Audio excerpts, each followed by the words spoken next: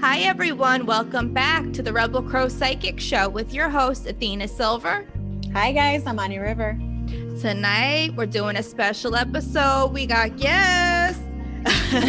We're having a friend over for a sleepover. So exciting. We're talking to a renowned business coach, talking about spirituality, talking about different intuitive business practices and counseling and all that. So we're so excited to be chatting with Lauren Wallett today. Hi, Lauren. Thank you for coming on our show. Hi. All right. So from your Instagram account, I just wanted to read what you describe yourself as: a digital creator, creatrix, expand your capacity for success. So you are a life and business coach since 2004, correct? Mm-hmm. And I have been doing some exploring into, what your professional profile is like, and you're like all over the place in such wonderful ways. You had that performing arts school in South Africa. You're a coach. You have a podcast called Creation with Lauren Wallett, right? Beautiful podcast. And I'm sure you have so much more in between. So I listened to your podcast, not all the episodes yet, but I love how varied your range is. Being podcasters ourselves, and we try to do the same kind of like a varied thing. So there's a lot of heart in your work, and it comes through very strongly and in your offerings to people. So could you tell us a little more about what inspired you to become a coach and how the podcast came to be? Sure. And thanks for those kind words. I'm very happy to be here. And I'm glad that you touched on the whole heart space. I think that's one of the central cores of my business philosophy and life philosophy is this idea that everything should include love, play, and magic, but love is at the center of everything. So the methodology that I developed over the years, running a content marketing agency and creating and selling multiple businesses, is that very inside the heart, outside the box methodology. So really focused on what is it that is the frequency that you're transmitting to the world, like what is your heartbeat? And whether you're translating that as through your art, through your singing, through your dance, through your business, through your writing, I think we're all emitting a certain frequency. And your delivery methods can change, but ultimately it's your heart that you're sharing with people. So that's been at the foundation, whether I'm working to build a brand and create that online for a company or developing something for myself, that's at the centerpiece of what it is that I'm building. So after a few years of running a content marketing agency, I decided that I really wanted to be working with people who were starting their own businesses instead of just big global corporates with big budgets. The budgets were great. The people weren't as interesting. I like working with more creative people who have taken the leap of faith to build something on their own. And I wanted to share the methodologies and frameworks that have worked for these big organizations with startups because it can then scale them up. So that's when I started going into coaching. And the podcast is really a fun extension of creativity for me. So while I build businesses, I need to keep creatively stimulated. So I've always got multiple creative projects on the go. And creation is just that. It's like, how do I discuss creativity and the process and the magic of creation with really interesting people that I've met along the way? Yeah, I get that. Yeah. That's very much how I operate. Like if I get these ideas and they don't leave me until I decide to sit down and actually flush them out and get them started. It's like the same one will just come back in dreams and it's like itching, to get out of you. But I understand, you've got to get your creativity out however it comes and as diverse as you can get it. Yeah, totally. Yeah. And I think a podcast is a great way to have conversations with people and engage people in a meaningful, attentive way, because it is that concentrated energy when you're getting to know them, but it's also for a greater purpose where it's a shared conversation. So I like that idea. I get a lot of access to really cool people, but not everyone in the world does. Like when I was living in South Africa, I didn't have access to the people I have access to now. So a podcast is my way to package these conversations and then share them with a broader audience so other people can feel included, like they're part of the vibe, they're part of that community too.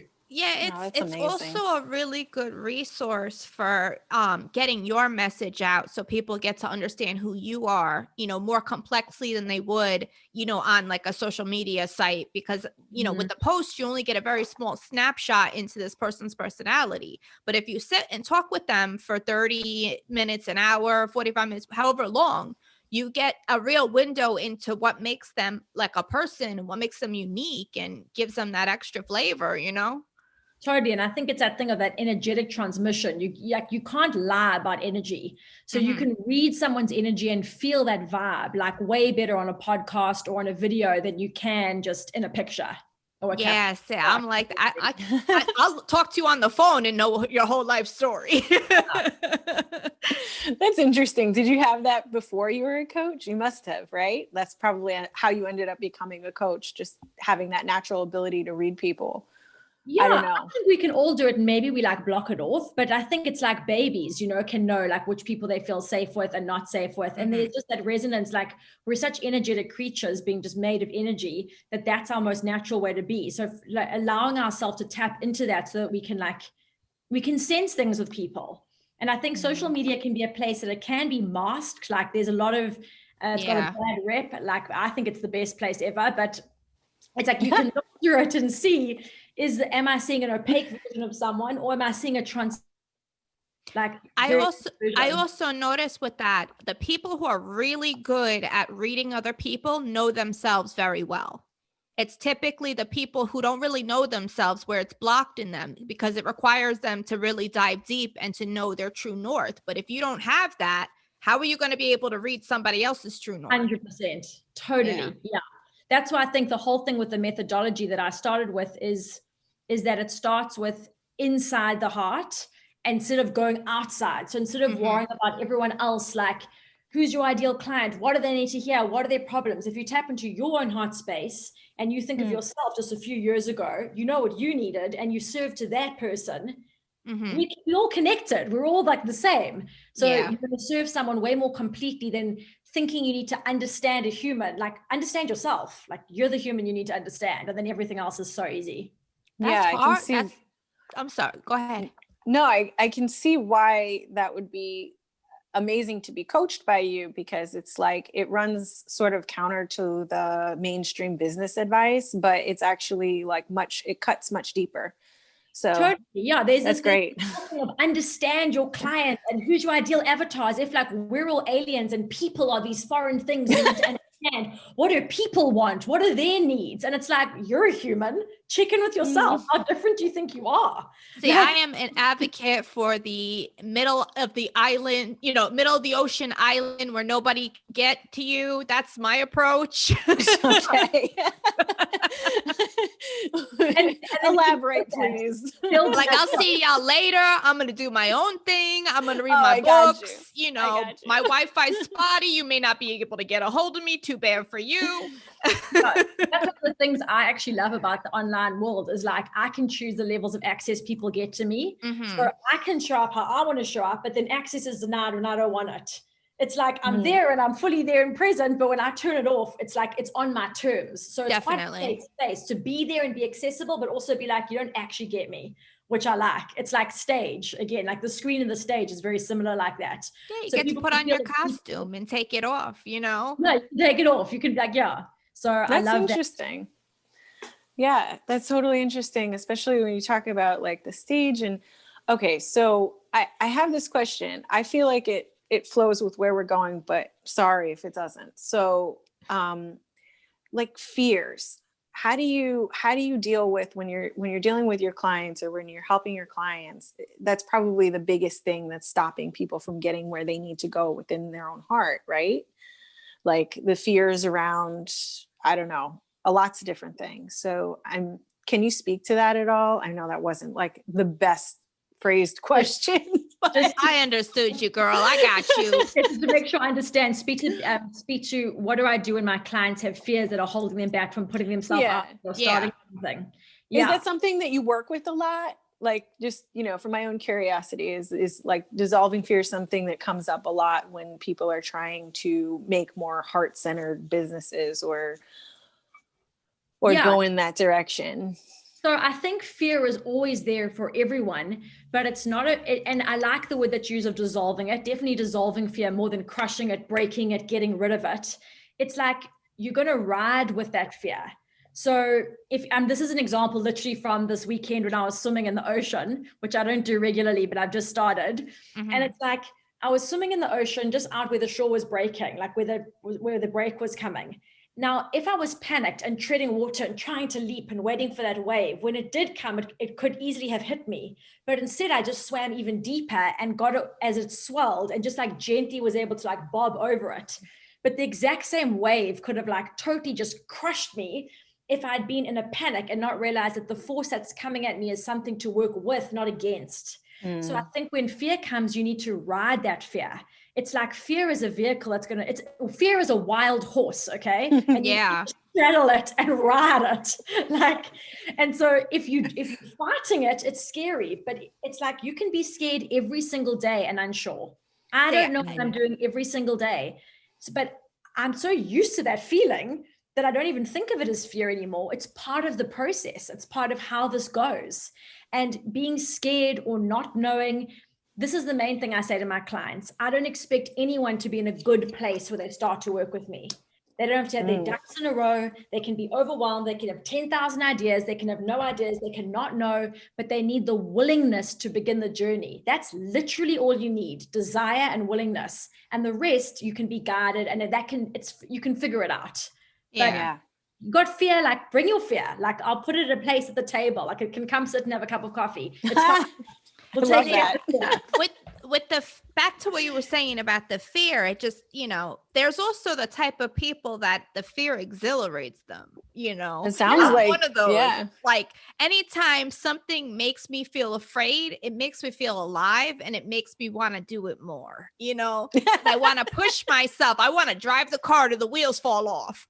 Yeah, I totally relate to that. Yeah, I did comedy in Vegas last year, which was insane, a very strange thing to do. I mean, I'm not a comedian, like I don't know why I did it, but it was fun. No, it wasn't fun. It was terrifying. So I like to feel scared because it is a good feeling and it pushes you, and then you realize like you get your edges of humanity. And I like feeling those things where I feel vulnerable, insecure, unsure. Because as we get older and older, and the more you do, the less you feel like that. And it all can become quite easy going. So yeah, I'm also a bit for me, it reinforces like how strong I am.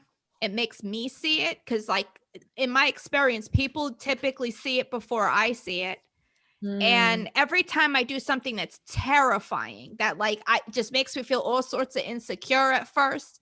Every time I accomplish them, it's like that justification, that verification that I needed to see my own strength, Yeah. I have a question for you about what's the type of person that typically seeks you out for this kind of work?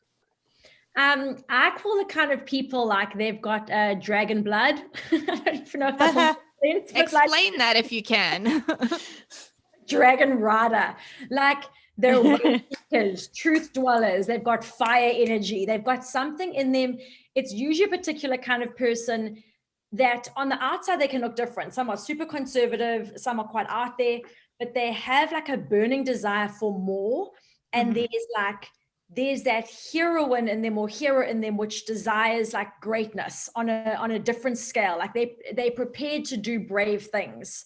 So I think of them as like, and as if they were a mythical creature, they would ride dragons. They're that kind of person, like deep down. Wow. And so those are my favorites. And usually it's people where like, I know if they're coming to me, they're ready to be ignited. Like they're ready for ignition. They're waiting to like light up. So I know if they're with me that there's something in them which is ready for more, because they don't come to me until they are. Nice. Yeah. And you seem to have that in you. So like, I'm really wondering if you've got some fire signs in your chart. Do you know? I'm air. As like, I know. Air. I think probably is a lot of fire. I feel mostly fire. I remember we talked about you being Aquarius because I was like, no way, me too. Yeah. But I feel like you've got so much fire in your other planets. So we'll have to do that for you one day. I'm going to send that to you. Definitely. Yeah. Definitely. No, I understand what you're saying. That's interesting.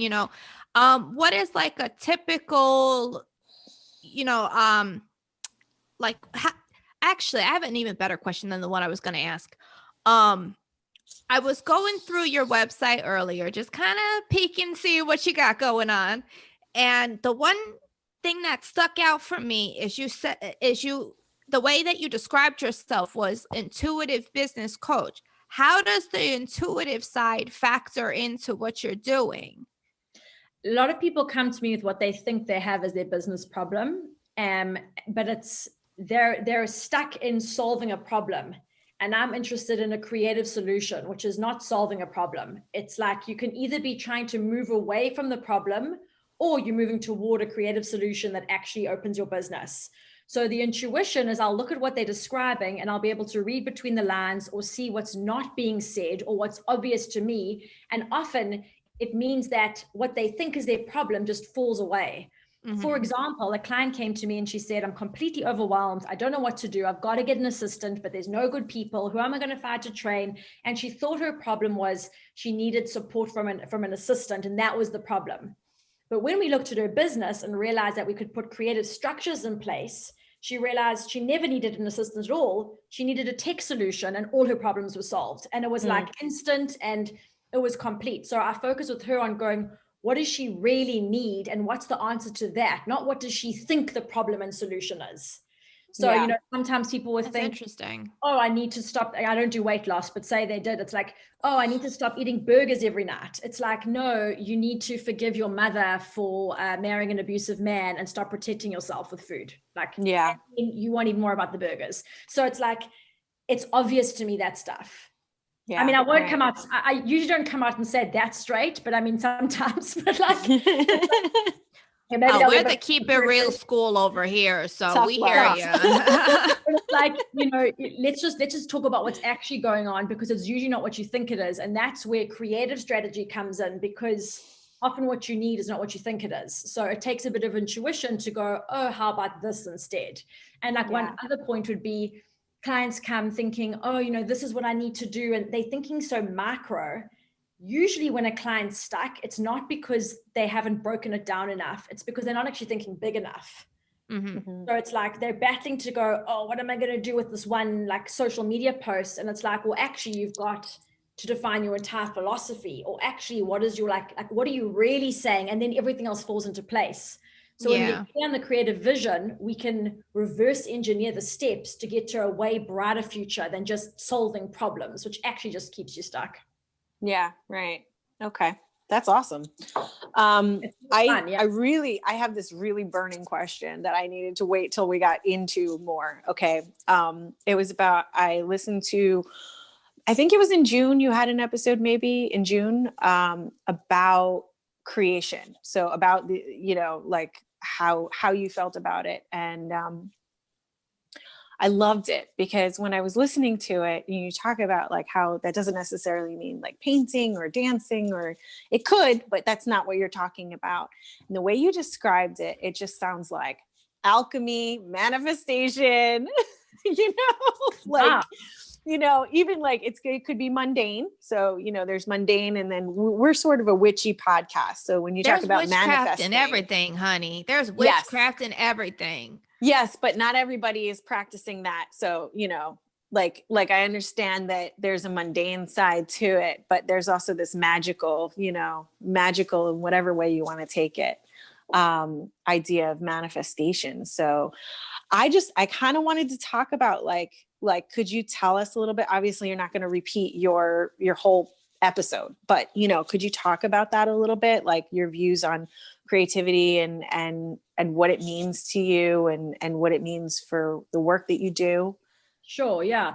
So creativity for me is that point of conception. So it's something out of nothing. It's combining unusual elements together to create something that didn't yet exist. And it gets birthed into the world. And as it's birthed into the world, it continues to grow and change and evolve and draw people toward it, like around a fire, like draw a community around, which will then shift and grow depending on what those people add into the mix. So it's a very collaborative experience. It is a birthing process. It's like creation is the ultimate energy of the world. It's something that's intrinsic and innate in all of us. And it's exactly what a business is for, to ultimately impact the lives of the world and transform it. But we have, just like we've done with everything in the world, we've separated it into these bizarre polarities and binaries of masculine and feminine and like business and creativity, not understanding that like business is the ultimate act of creation. And your business is like a baby or like a child that grows and needs a community and needs support and needs nurturance. And it's a divine act of alchemy, manifestation, beautiful intention, and pure magic. I don't know if there's anything more magical than creating something out of nothing. And that's what a business is. So and it becomes bigger than you at some point. Yeah. So entrepreneurs are ultimate. And I feel like, you know, being a small business owner myself, I feel like just having my business is my act of rebellion. Oh my God. Like I'm in it so I will never be corporate again. I will never work for nobody again. I'm calling the shots. I am being a sovereign over my own life. You know, for me, it's a way to pull my power back, to put myself in perspective and to understand myself on a deeper level, you know. So it's very interesting how you describe it, because, you know, business can be different things for different people. Yeah, I think if you're going to start a business, like, you value freedom more than security. So if you're getting a job, you want that paycheck. But then the reason I find like that so insane is it's assuming that someone else's business is going to keep you safe, that they somehow are going to be able to provide for you, pay for you, keep you safe more than you could. But every business has a chance of folding, going under. Like, nothing is stable or secure in the world. Then, like, job security is even a myth, which we've seen since COVID. Like, everyone just lost their jobs. But if you create your own business, you've got to be brave enough to shape it and work with it until it supports you. I've been seeing that with a lot of card readings I've done recently. The biggest sign that I get that there's going to be a lot of entrepreneurship that comes out of COVID. It's gonna drive a lot of people to say, you know what? I had this corporate job for 10 years and now I'm out on my ass. Now let me follow my dreams, or I always wanted that boutique, or I always wanted that restaurant, or whatever. You know, there's people that are, you know, basically having these huge internet businesses out of a one-room apartment. You know, it's so interesting to see how everybody is, you know, making lemonade out of these COVID lemons. Yeah, totally. It's time to build a business. It's like that thing of like, we're in the shit, literally. Like, and if you think of like compost or fertilizer when you're growing things, now's the time to plant. Like when everything's churned and chaotic, like, this is the soil. This is the time collectively where we plant our seeds of our ideas and they flourish into businesses. Yep. And check your astrology. Make sure you're under the right stars before you start turning out your projects. We don't want we're not taking responsibility for anybody flopping because they tried to start something at the end of 2020. No, I'm sure. No, I think it's about your heart space, you know? Yeah. So like, she's just joking. She's not real. She's not being realistic about these. Listen, better safe than sorry. Check your stars. Yeah. So I wanted to know if and I had this question, so I feel like you've given so much advice, you know, maybe, is there one thing? So if one of our listeners out there who's maybe thinking about starting their own like spiritual small business, like, you know, we have a lot of tarot, you know, people who are interested in tarot and astrology, you know, is there any piece of advice that you might be able to impart? Yeah, I would say it's to get really clear on the benefit of what it is that they do.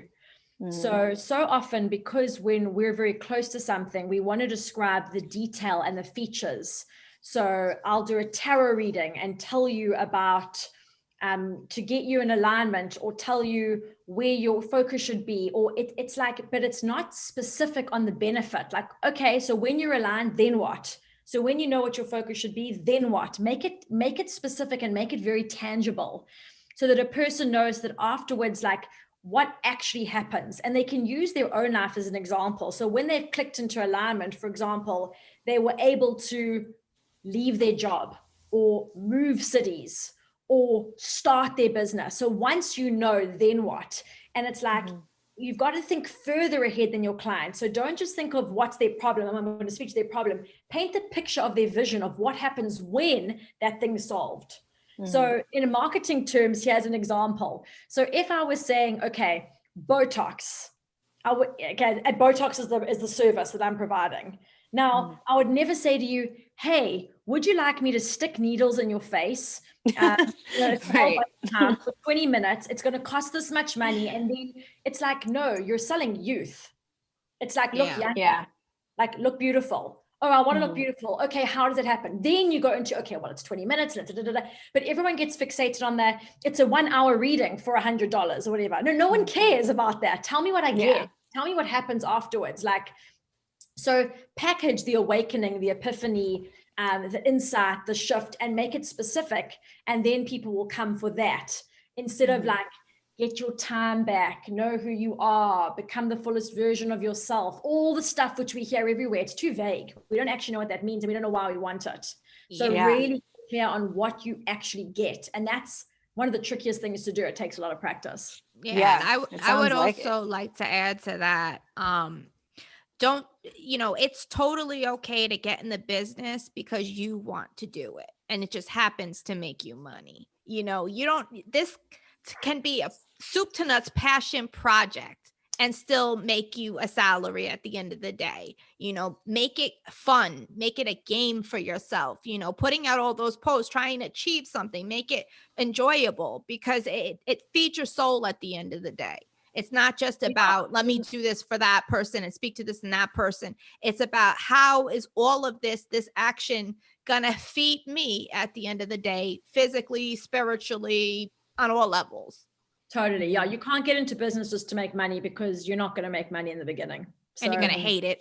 Yeah. So anyone who thinks business and I'm going to make money, it's like, no, like yes, eventually, but it's always 3 times harder than you think, 3 times as long as you think. So it's not a quick fix. It is a lifestyle choice. And definitely. To support everything you believe. So it's like, it's your philosophy in action. So it's not just like life and work separate. Your business is part of you. It's an extension. It's an expression. So yeah, totally what you said. It must be fun. Now, what led you to get into this kind of work? Like, what was that singular thing that was like, you know what, I'm fed up, I'm leaving? Like, what was it for you? When I decided to stop with clients altogether, I'd been working for Heinz tomato sauce that you guys, that you'll have that in America. Ketchup, yeah. And Planters peanuts and Miracle Whip. And there was 5 brands that were in Africa, and I had the social media strategy for all of those, and I was implementing them. And that was like a huge, big contract for me because big agencies it was given to me as like an independent who ran this deconstructed, tech-enabled aggregator agency model where I was testing my methodology outside the box, inside the heart. And so that was like, oh my God, I made it.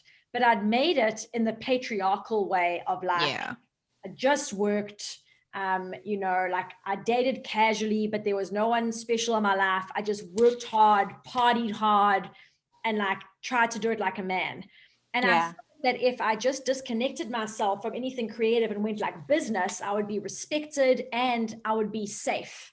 Emotionally, I would be safe.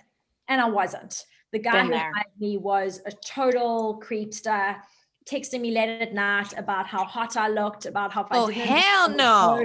Yeah, he was going to fire me, how just all these repulsive messages. And after he got his girlfriend pregnant, and I'd been in America on holiday. So this all happened simultaneously. So the messages, like the girlfriend was pregnant, and I thought, I wonder how this is going to affect these late night texts, which were very uncomfortable. But at the time, Me Too hadn't happened. And I wasn't sure how to respond other than like a laughing, crying face or being like, you were putting up that barrier saying, step off, dude, but he wasn't getting the message. And I was like, I've had that happen. But like, what do I do here? And when I was in America, just before I moved here, they hadn't paid me in 2 weeks. And it was the first time that debits were bouncing off my account. I wasn't able to pay contractors. I've been in business for a long time. This had never happened. And they were a huge global company. And when I said to this guy, hey, debits are bouncing. When are you guys going to pay? Like, you've got a great deal from me, but I'm an independent. You've got to pay. This man said to me, why don't you get onto Tinder tonight and make a plan for yourself? What? My And God. it was one of the most devastating moments of my Wow. life. And I literally was like, I'm not a whore. I'm in marketing. Mhm. And he was like, oh, I'm joking. And I just thought to myself, it doesn't matter what I do. I'm literally seen as a walking vagina. Like there was Yeah. no respect. I got back. I was like, I stopped playing nice. I stopped responding to the texts. I got back. My contract was cut.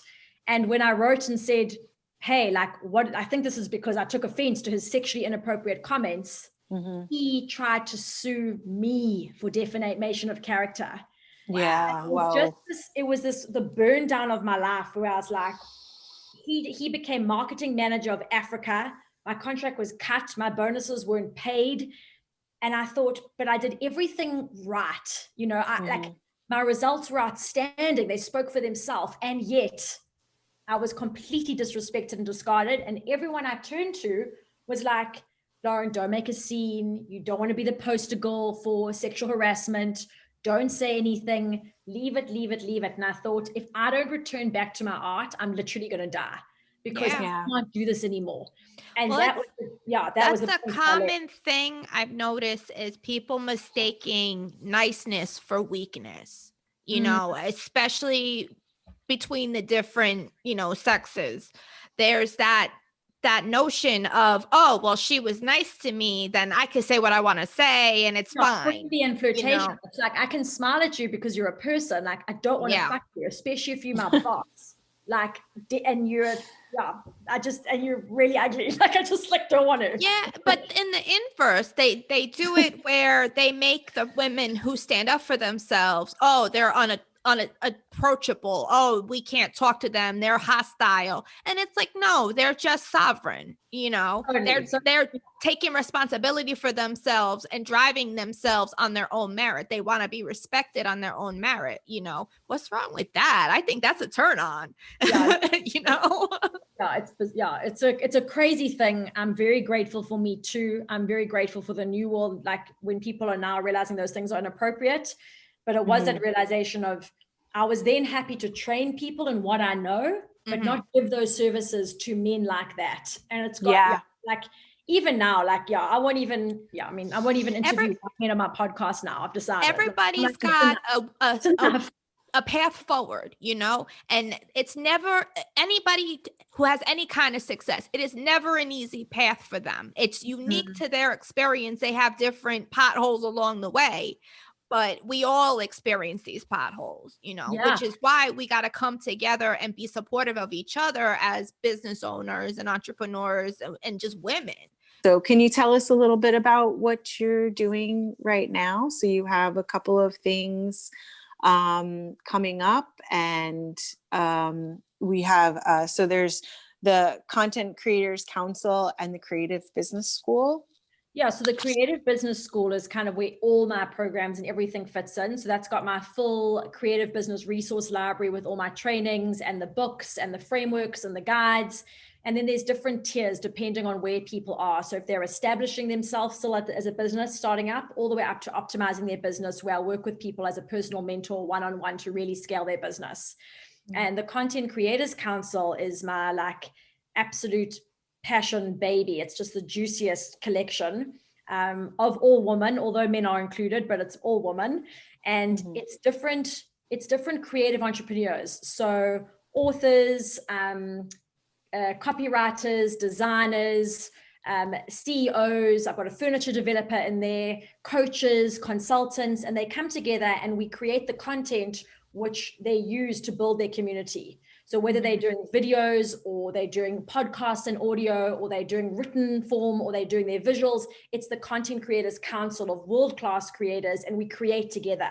And every month I do a masterclass training on one specific topic, and then they have access to all the frameworks and the structures of how to actually put this into a calendar and optimize it and get the tech tools and all the backup. So that takes place. Yeah. Can you tell us a little bit about how this came about for you?